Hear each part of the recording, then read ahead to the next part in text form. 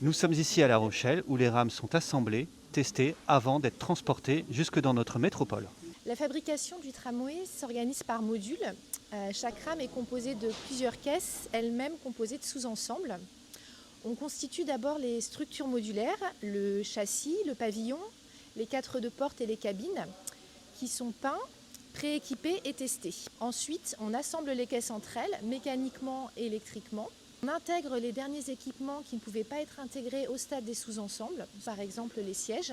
Et ensuite, on procède à la mise sur bogie.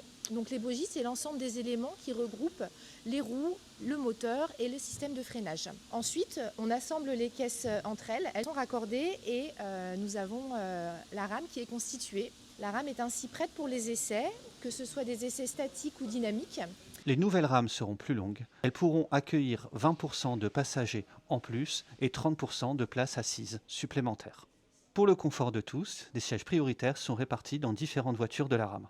2 emplacements sont réservés au centre de la rame pour les passagers en fauteuil roulant. Et un guidage tactile est installé au niveau des portes.